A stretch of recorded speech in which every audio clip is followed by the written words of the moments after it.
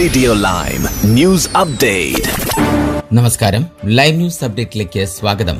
വാർത്തകളുമായി അരുൺ. ചൈനയ്ക്ക് വേണ്ടി ചാരവൃത്തി നടത്തിയെന്ന സംശയത്തിൽ ഭർത്താവിനെ അറസ്റ്റ് ചെയ്തതിനെ തുടർന്ന് labour M P Johnny Reid പാർട്ടിയിൽ നിന്ന് രാജിവെച്ചു.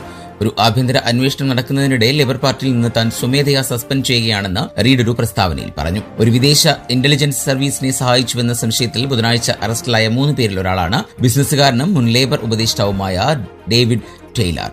പോലീസിന്റെ അന്വേഷണത്തിന് വിധേയമല്ലെന്നും ഒരു തെറ്റും ചെയ്തിട്ടില്ലെന്നും ഈസ്റ്റ് കിൽബ്രൈഡ് ആൻഡ് സ്ട്രാത്താവർ എം പി പറഞ്ഞു. എന്നാൽ അന്വേഷണം അവസാനിക്കുന്നവരെ ലേബർ എം പിയായി ഇരിക്കില്ല എന്നും അവർ ചൂണ്ടിക്കാട്ടി. ടെയ്ലറിനെതിരായ ആരോപണങ്ങളെ അവിശ്വസനീയമാം വിധം ഗുരുതരം എന്നാണ് ലേബർ പാർട്ടി വിശേഷിപ്പിച്ചത്. അന്വേഷണവുമായി റീഡ് പൂർണ്ണമായും സഹകരിക്കുന്നുണ്ടെന്നും അവർ കൂട്ടിച്ചേർത്തു. റീഡിനെയും ടെയ്ലറെയും ലേബർ പാർട്ടി ഭരണപരമായി സസ്പെൻഡ് ചെയ്തതായി മനസ്സിലാക്കുന്നു. വിപ്പ് താൽക്കാലികമായി നിർത്തിവച്ചിരിക്കുമ്പോൾ റീഡ് ഹൌസ് ഓഫ് കോമൺസിൽ സ്വതന്ത്രയായി ഇരിക്കും.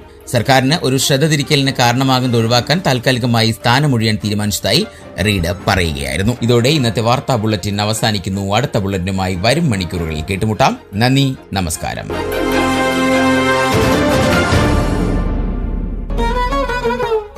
കൂടുതൽ വാർത്തകൾക്കും വിശേഷങ്ങൾക്കുമായി റേഡിയോ ലൈം ആപ്പ് ഡൗൺലോഡ് ചെയ്യൂ. പ്ലേ സ്റ്റോറിൽ നിന്നും ആപ്പ് സ്റ്റോറിൽ നിന്നും. Radio Lime.